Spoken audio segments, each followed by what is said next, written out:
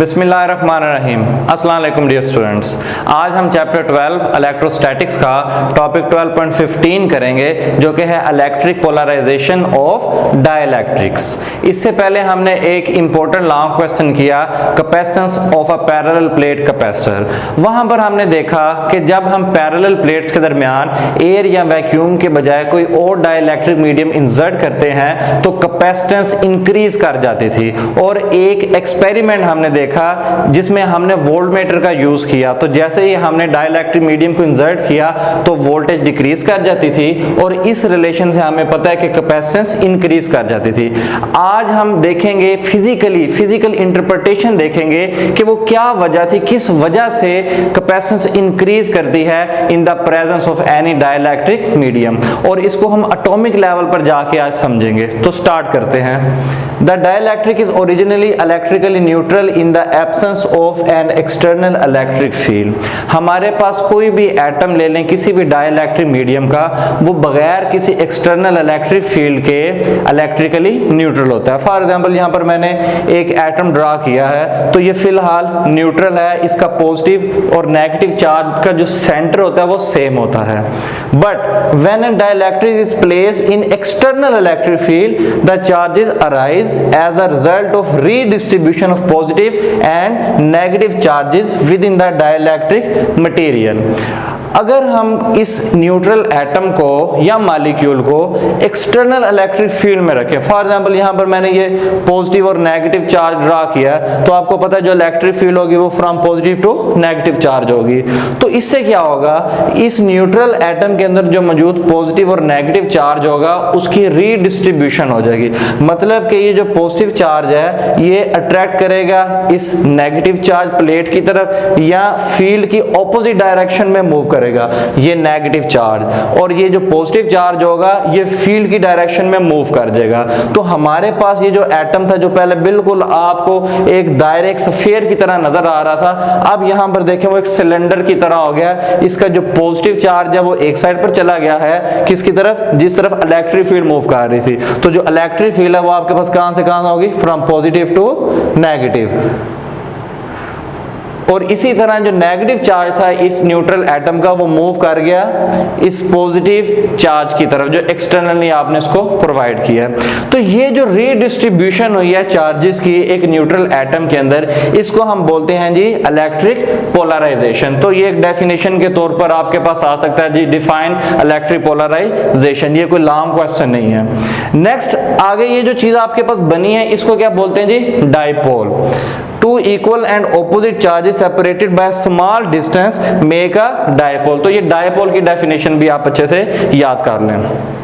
अब जरा हम देखते हैं कि जिस टाइम हमने डाइइलेक्ट्रिक मीडियम को इंसर्ट किया तो इस डाइपोल बनने की वजह से या इस पोलराइजेशन की वजह से किस तरह कैपेसिटेंस इंक्रीज कर गई।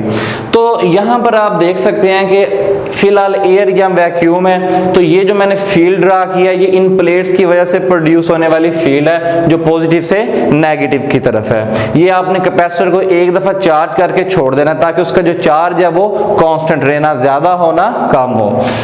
यहां पर आप देखें मैंने क्या किया, एक डाइइलेक्ट्रिक मीडियम इन प्लेट्स के दरमियान इंसर्ट कर दिया। जैसा कि आपको मैंने बताया कि डाइइलेक्ट्रिक मीडियम को जिस टाइम आप एक्सटर्नल इलेक्ट्रिक फील्ड में रखते हैं तो उसकी पोलराइजेशन हो जाती है, पॉजिटिव चार्जेस एक साइड पर और नेगेटिव चार्जेस एक साइड पर मूव कर जाते हैं, लेकिन एज अ होल वो फिर भी न्यूट्रल ही होता है।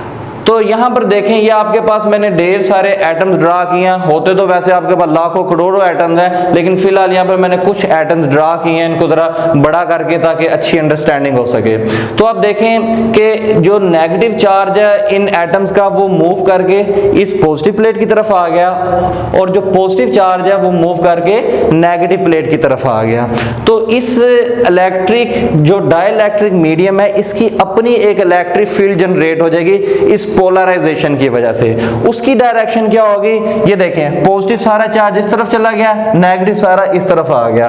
तो जो इलेक्ट्रिक फील्ड जनरेट होगी इस डाइलेक्ट्रिक मीडियम के अंदर उसकी डायरेक्शन होगी यहाँ से नेगेटिव प्लेट से पॉजिटिव प्लेट की तरफ, मतलब कि ये जो पॉजिटिव चार्ज होगा इस डाइलेक्ट्रिक मीडियम का उससे नेगेटिव चार्ज की तरफ। तो यहाँ से हमें ये पता चला कि दो इलेक्ट्रिक फील्ड्स हमारे पास जनरेट हो रही हैं इन प्लेट्स के दरमियान। एक इलेक्ट्रिक फील्ड इन प्लेट्स की वजह से प्रोड्यूस हो रही है जो आपने चार्ज इनके ऊपर रखा हुआ उस वजह से, और एक इलेक्ट्रिक फील्ड जो इसमें डाइलेक्ट्रिक मीडियम की जो पोलराइजेशन हुई है उस वजह से इलेक्ट्रिक फील्ड जनरेट हो रही है। तो हमें यह पता चला कि ये जो दोनों इलेक्ट्रिक फील्ड है एक दूसरे से एंटी पैरेलल है, ऑपोजिट डायरेक्शन में, मतलब कि इनके दरमियान 180 का एंगल आ रहा है। किसके दरमियान? ई प्लेट जो प्लेट्स की वजह से इलेक्ट्रिक फील्ड है और ई डाइपोल जो इन डाइपोल्स की वजह से प्रोड्यूस हो रही है इलेक्ट्रिक फील्ड। तो जो नेट इलेक्ट्रिक फील्ड हमारे पास होगी वो पहले की निस्बत कम हो जाएगी। वो क्यों?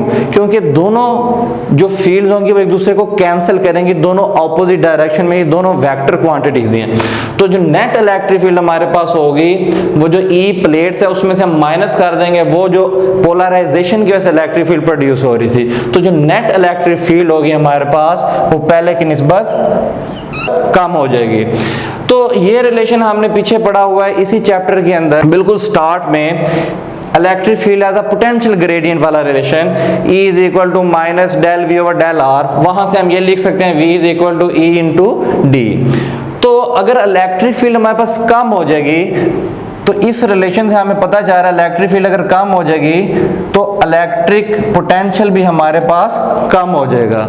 और ये रिलेशन हम पीछे कैपेसिटर वाले टॉपिक में पढ़ के आ चुके हैं कि अगर हमारे पास यहाँ से V कम होगा तो कैपेसिटेंस हमारे पास इंक्रीज हो जाएगी। ये रिलेशन भी हमने गॉस लॉ की थर्ड एप्लीकेशन में पढ़ा था, जहां से हमने देखा कि दो पैरेलल प्लेट के दरमियान जो इलेक्ट्रिक फील्ड थी वो बराबर थी sigma over epsilon not. Sigma आपके पास क्या था? सरफेस चार्ज डेंसिटी, जो कि डिक्रीज हो जाएगी। क्यों? हमें यहां से नजर आ रहा है कि हमारे पास इलेक्ट्रिक फील्ड डिक्रीज हो रही है। इलेक्ट्रिक फील्ड इस सरफेस चार्ज डेंसिटी के डायरेक्टली प्रोपोर्शनल है, तो फिर सरफेस चार्ज डेंसिटी भी आपके पास डिक्रीज हो जाएगी।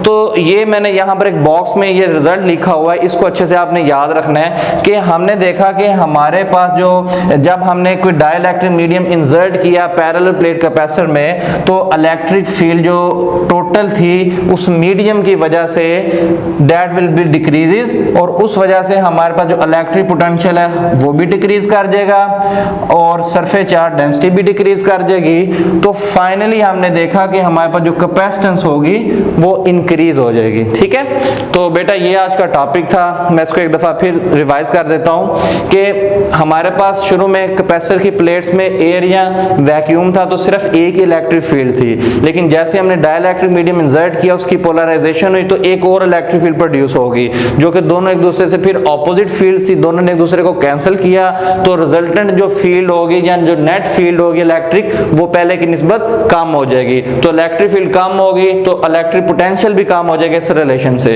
और इस रिलेशन से हमने देखा चार्ज कांस्टेंट है, इलेक्ट्रिक पोटेंशियल कम हुआ तो कैपेसिटेंस इंक्रीज कर जाएगी।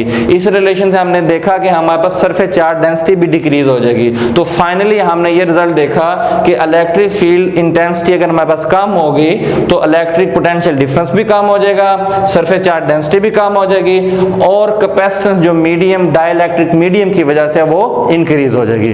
तो स्टूडेंट्स ये आज का टॉपिक था, उम्मीद है आपको समझ आ गई होगी। मजीद फिर भी इसमें कोई चीज आपको क्लियर नहीं है तो आप नीचे कमेंट्स में पूछ सकते हैं। अल्लाह हाफिज।